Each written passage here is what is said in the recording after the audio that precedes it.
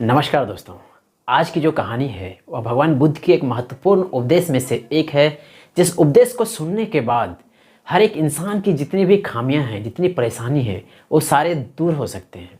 अक्सर लोगों में यह सुनने को मिलता है कि भगवान ने मुझे ये परेशानी दे दिया, वो परेशानी दे दिया, यह मेरे साथ ही क्यों हो रहा है, मैं ही गरीब क्यों हूँ, मेरी ही इतनी दुर्दशा क्यों हो रही है।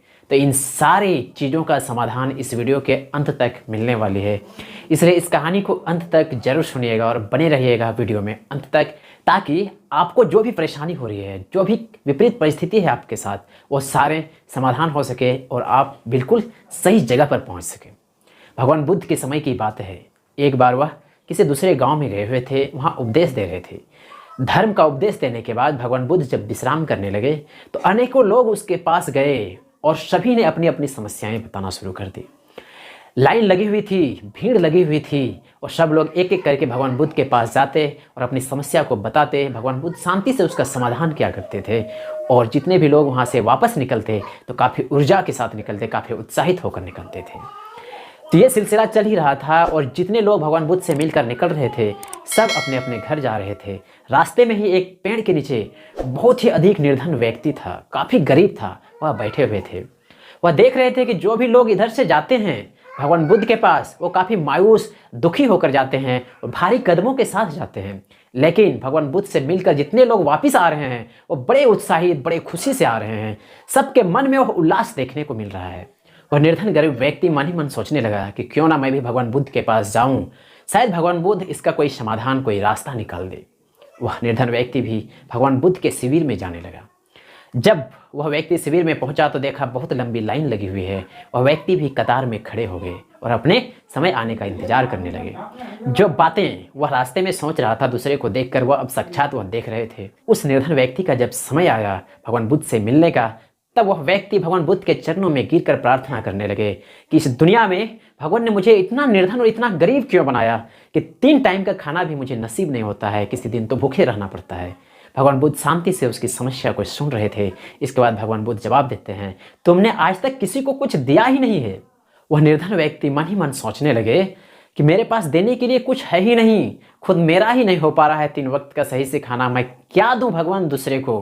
भगवान बुद्ध उसकी बात को समझ गए और कहने लगे, तुम्हारे पास बहुत कुछ है लोगों को देने के लिए। तुम्हारे पास मुस्कुराहट है, तुम किसी दूसरे को अपनी मुस्कुराहट तो दे सकते हो। तुम्हारे पास हाथ है, इस हाथ से किसी का मदद तो कर सकते हो।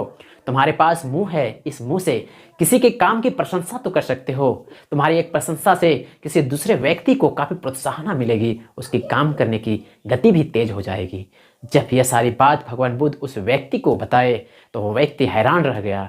और फिर भगवान बुद्ध उस व्यक्ति से कहने लगे कि गरीबी कोई चीज़ ही नहीं है, गरीबी मन का एक भ्रम है। इस भ्रम को अपने मन से मिटा दो।